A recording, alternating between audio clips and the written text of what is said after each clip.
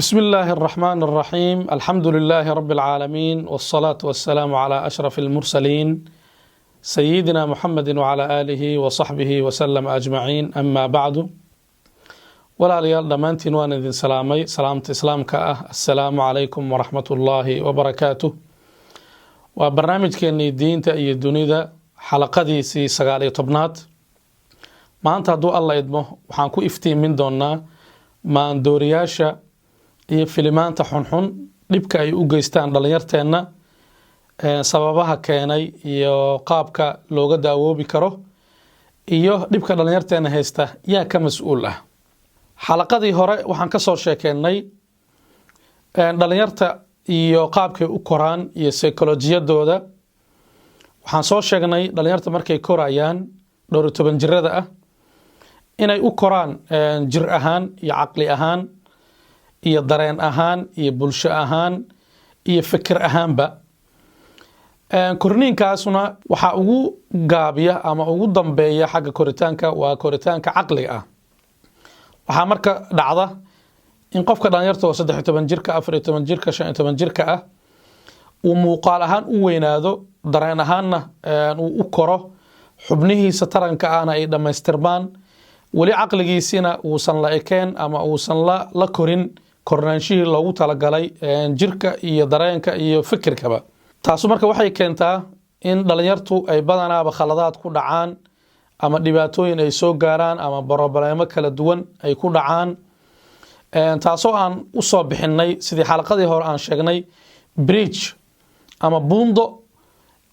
la maro oo looga gudbo yaraanta iyo qofku markuu isku filnaado oo uu qof macquula noqdo oo caaqila uu noqdo. Buundadaas hadday tahay buundo diyaarsan oo la hagaajiyey, qofku nabad ayuu kaga gudbaa, haddii kalena problemo iyo dhibaatooyin waaweyn baa la kulma. Mashaakilaadka dhalinta ku dhaca waa ay badan yihiin. Waxaa ugu waaweyn daraagiska iyo filimaanta xunxun oo meel walba zamankeenan yaalla.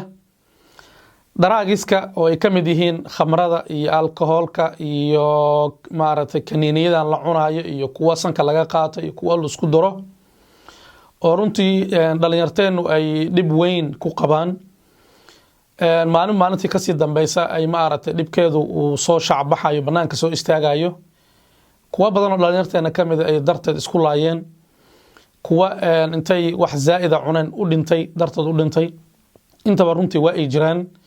Waa mushkilada koobaad oo hadda casrigan hadda aan noolnahay dhalinyarteena haysata. Waxaa la dhihi karaa waa cudurka ugu weyn oo bulshadeena haysta, waa daraagiskaas. Runtii kambaniyo waaweyn oo caalami ah iyo shirkado ayaa waxaan ka ganacsada oo sameeya oo mar walba hagaajiya oo sii hormariya oo maaragtay qurux badnaysiiya oo maaragtay ciyaalkeenana waxay yihiin customer iyo cumala iyo dad maaragtay laga ganacsado weeye. Dadka dhibka soo gaaraysana waa dhalinyarteena oo ku baaba'aya ama ku mustaqbal seegaya ama kuba dhimanaya. Waa dhalinyarteena. Waxaan u baahannahay haddaanu nahay waarid, haddaanu nahay culumo, haddaanu nahay dhalinyar, haddaanu nahay macallimiin,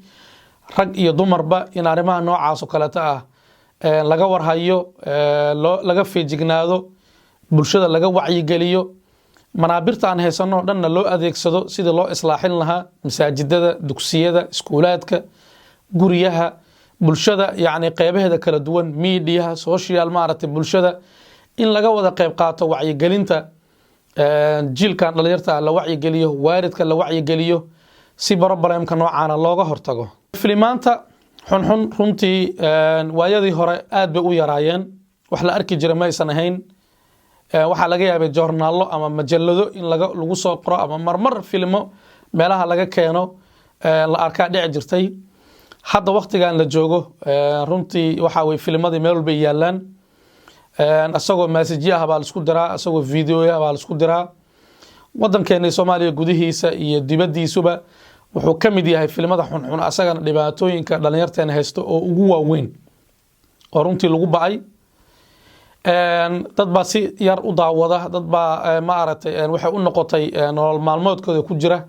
Kuwa waxay gaareen xadka mudminka oo aysan la'aantii socon karin oo kale aflaamtaas. Kuwa laga yaabaa maalinkii inay saacado badan dul fadhiyaan, marmar gaaraysa 5 saac 6 saac 7 saac oo kale gaaraysa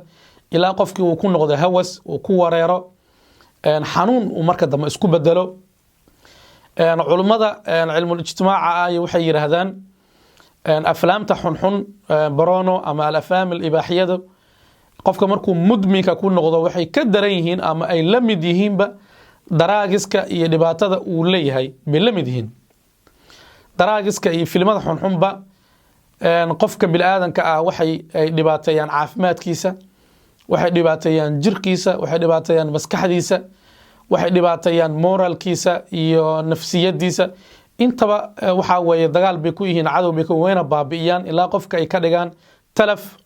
meel iska yaa loo baaba'ay aflaamtan xunxun ayaguna waa sida daraagiska oo kale shirkado waaweyn baa ka ganacsada meel walba yaalaan waxaana lagu qiyaasaa lacagaha ay ka faa'iidaan lacaga aad u tiro badan boqolaalo bilyan oo dollar bay sanadkii gaaraan filmaanta xunxun ma aragtay laga helo qofka marka wuxuu bilaabayaa dhalinyarta ah ama qofka weynba inuu maaragtay hal mar daawado haddana uu maaragtay ka helo uu sii daawado uu maaragtay ilaa uu la qabsado culimadan waxay yidhahdaan dadka dhakhaatiirta ah qofka bini'aadanka wuxuu leeyahay hormoon maskaxdiisa ku jira la yidhaahdo dopamine loo yaqaan hormoonka marka waa hormoonka farxadda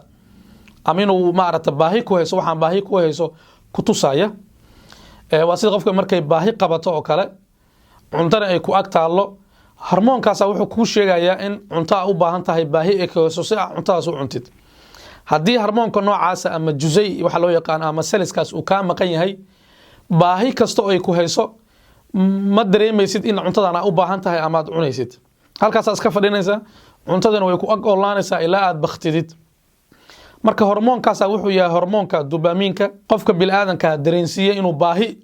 maaragta waxaan u qabo haddii marka cuntadu markaad baahi ay kuu qabato uu dopamiinkaagu boqolkiiba boqol camal uu yahay uu u shaqeeyo filmaanta xunxun oo kale iyo arrimahan sexualka iyo maaragtay galmoodka iyo waxyaalahaas xunxun oo kale dhan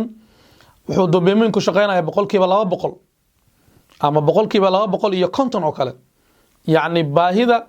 aad u qabtid markaad la qabsatid weeye waxaas aad la qabsatid inaad filmaanta xunxun aad daawatid waxay mararka qaarkood ka badanaysaa baahida aad u qabtid cuntada oo kale ilaa qofkii marka bini'aadanka uu gaaro mudmin uusan kaba maarmi karinba taasu marka waxay keentaa dhibaatooyin runtii tiro badan in qofka bini'aadanka cajzi geliso in maaragtay jinsigii kale oo xalaasha uu ahaa oo guurka uu guursan karay oo maaragtay uusan ku qancin ama uusan baahi tirin waxay keentaa maaragtay taxarushka ama in gabdhaha suuqa loo galo ama kufsiga waxa loo yaqaan way keentaa inuu qofka iska niyad jabo inuu maaragtay shaqo la'aan uu noqdo inuu guriga iska dhex fadhiyo inuu qofka iktiaab ku dhaco inuu maaragtay stress uu qabto intaba waa ay keenaan filmaantan xunxun oo la daawado iyo daraagiska iyo waxyaalaha sababa waa ay badan yihiin cawaamil badan baa keena sababo qofka markaas wixii isticmaalayay wax quseeya asaga sababa asaga xaggiisa ka imaanaya waa ay jiraan sababa ka imaanaya xagga faamilka iyo qoyska way jiraan sababa ka imaanaya xagga bi'ada iyo mujtamacana waa ay jiraan intoodaas way ka qayb qaadan karaan inuu qofka daraagis isticmaalo ama filmaantan xunxun uu daawado sababahaas waxaan ka sheegaynaa dhowr sababood kama wada gaari karno maadaama barnaamijkan uu wacyigelin kaliya uu yahay ay u baahan yihiin arrimahan maaragtay mashaakilka noocaana xalaqaad badan iyo wacyigelin badan iyo workshopyo iyo muxaadaraadyo iyo nadawaad iyo tawciyo aad runtii u weyn oo xamlo ah anigu waa un wacyigelin waxaan qeybo ka mida ka taataabanaya asbaabaha keena kow waxaa ka mida oo ugu muhiimsan in maaragtay filmaanta noocaana ay meel walba iska yaalaan inaysan u baahnayn in la baaro ama waqti la geliyo ama loo safro ama uma baahna meel walba iska yaalaan waxaa kaa xigta inaad telefonka hal mar saas aad klik ugu siisid baa kaa xigta ama tv-ga aad geysid remote-ka bas unbaa kaa xigta ama computerka aad website gashid kaliya kaa xigta meel walba yaalaan taas waa qodobka ugu weyn oo keenaya in maaragtay filmaanta noocaana xunxun ee aad maaragtay u faafaan sababta labaad waxaa weeye in wixii ay yihiin free ama dhaqaal lacag la'aan ama bilaash naqshada ay isticmaalaan kambaniyadan ama shirkadahan soo saara filmaanta xunxun waxaa weeye in qofka marka hore lasoo jiito customerka ah filinka waxaa lagugu soo diraya isagoo free ah isagoo bilaash ah daqiiqadaha horaa lagu tusayaa ama maalmaha horaa lagu soo dirdirayaa markaa la qabsatid oo aadan ka maarmi karin oo sidii baahi ay kugu qabanayso kale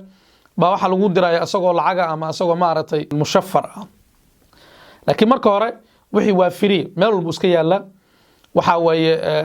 waqti kaa geli maayo dhaqaalo badanna kaa geli maayo taas marka waxay keenaysaa customer badan ama dad badan inay wixii ay ku mashquulaan. sababta saddexaad oo aan taabanayna waxa weeye firaaqa badan. qofka dhalinyarta ah waxaan soo sheegnay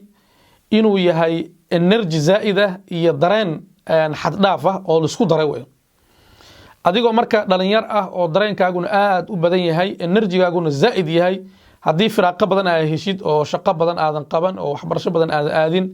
oo 24 saac oo saacado badan oo kamid aad firaaqo leedahay ama meel aad iska fadhidid qofka dhalinyarta waxay ku kalifaysaa inuu ku dhaco maaragtay daawashada filmaantaas oo kale bay keentaa. qodobka afraad aan taabanayno muhiimka waxa weeye asxaabta xunxun. saaxiibadu badanaa marka waxay keenaan inay maaragtay qofkii dhalinyarta ah ku qalqaaliyaan inuu waxaan daawado inuu maaragtay waqti geliyo way ku soo dirayaan marka qaarkood maaragtay haddii xataa aad diidid waa lagu maaragtay qalqaalinaya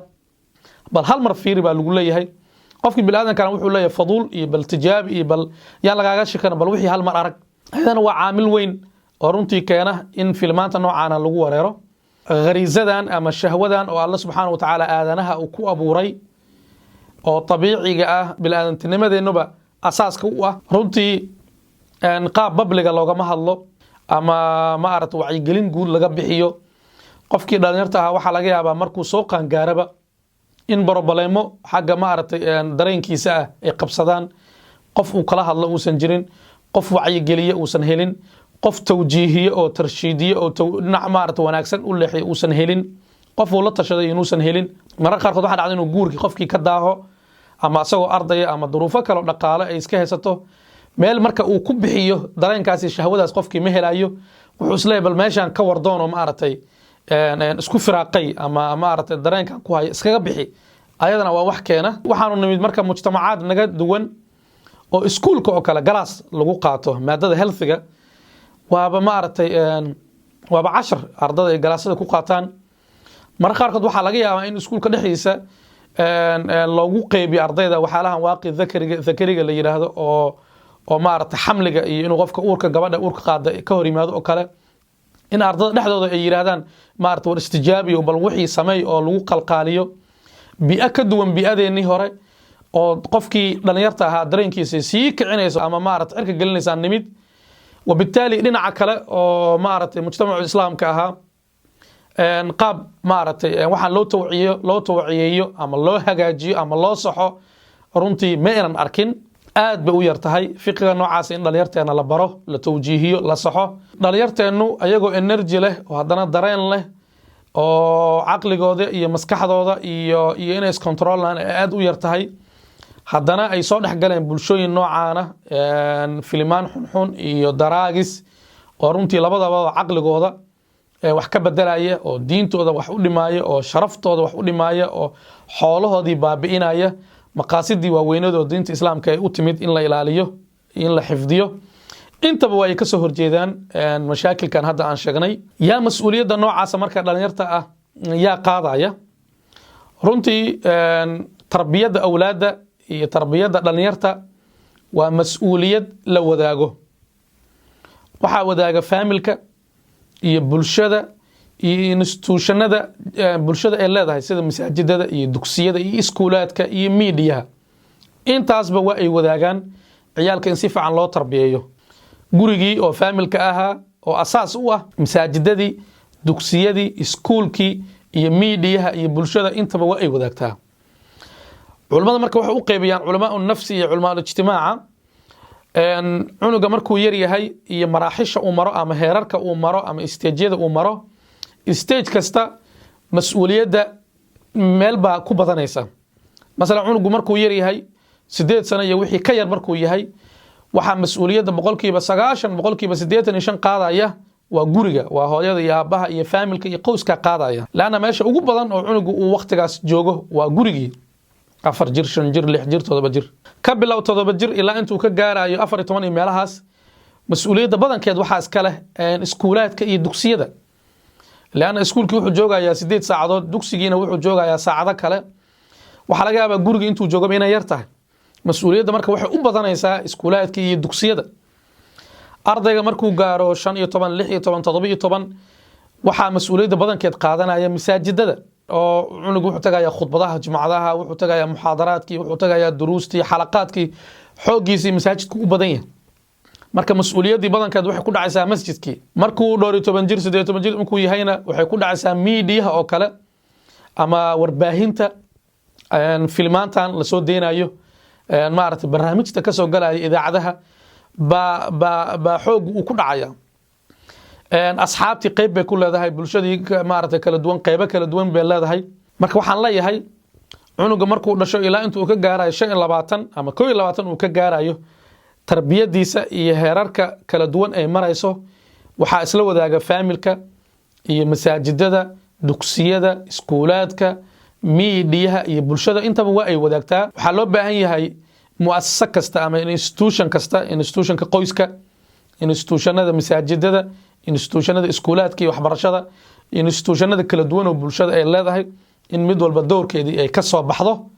haddii mid ay doorkeeda ay gabto, waxay u badan tahay dhalinyartu inay meel cidla ay ku soo dhacaan ama ay dhibaatoodaan ama mashaakil badan ay soo feesgarayaan. dhibaatooyinka hadda dhalinyarta ku dhaca qayb badan waxaa ku leh waalidka oo ciyaalka aanan si isku dheelatan aanan u tarbiyeenin, oo laga yaabo in ay ka mashquulsan yihiinba awlaadii, ama waxaa dhici karta in cunugii guriga lagu soo dhibaateeyo, guriga in lagu dilo, ama cadaadis badan guriga uu kala kulmo. waxaa dhici karta guriga inuu khilaaf iyo buuq uu dhex taagan yahay. waxaa dhici kara gurigii inuuba labadii maaragtay aabbo ay isfureen ee kala tageen. intaasoo dhan waxaa laga yaabaa mashaakil usari ah oo qoyska quseeya inay yihiin. dhinaca institutionadii masaajidada iyo institutionada diinta ahna laa shaka waxaa weeye in institutionada masaajidadeena iyo dugsiyadeenu ay ku fashilmeen doorkii ay ku lahaayeen badbaadinta dhalinyarta. لأن institutionada diinta ah oo waliba institutionada masaajidadeena iyo dugsiyadeena ah waxayba waayeenba ama ayba heli kar waayeen luqadii lagu la khitaabi lahaa dhalinyarta, luqadii lagu fahmi lahaa dhalinyarta, barnaamijtay u baahnayeen dhalinyarta ma ka helaan masaajidada. isfahanba ma dhex jiro institutionada diinta iyo dhalinyartii, gaab baa u dhexeeya dhalinyarteena iyo institutionada diinta. laa shaka in muasasaadkeena iyo institutionadeena diiniga ah oo masaajidada ugu waaweyn yihiin inayba ku fashilmeen la tacaamulka dhalinyarta. waxaa laga yaabaa inaad masaajidada tagtay aad ku aragtid dad odayaal ay mas-uuliin ka yihiin, dad odayaal kaliya ay tujinayaan, wax dowr aysan dhalinyarti ku lahayn, service dhalinyar aysan jirin, barogaraamo iyo mashaariic iyo barnaamij dhalinyara aysan lahayn, inay kaba fog yihiin dhalinyarta maaragtay muasasaadka diiniga ah. taas waxaa weeye mushkilad weyn oo la rabo inay muasasaadka diiniga ay gaabka noocaasa buuxiyaan, u soo jeestaan muasasaadka diiniga ah. sababaha ugu waaweyn oo loo asaasay oo ah in dhalinyarta iyo jiilka mustaqbalka ah ay hagaajiyaan oo ay badbaadiyaan. waxaan kusoo gunaanoodayaa walaalayaal, si awlaaddeena ay u badbaadaan, si awlaaddeena ay mustaqbal wanaagsan u helaan, waxaan ku talinayaa in institution kasta uu ka soo baxo dowrkiisa, qeybtiisana uu qaato. waalidku in ciyaalkooda ay la socdaan, ka warqabaan, tilaabo kasta ay qaadayaan og yihiin, heerarka ay marayaan dhan ay maaragtay la socdaan, inay muraaqabeeyaan, internetkooda iyo kombiyuutarkooda iyo teleefonaadkooda ay og yihiin. barnaamijyo waxaa jira teleefonaadkii la geliyo oo qofka waalidka uu ka warqabayo cunugiisa iyo wuxuu daawanayo iyo wuxuu isticmaalayo iyo saaxiibadiis. yacni waalidku uusan qaadanin mas-uuliyaddiisaas ciyaalka ah,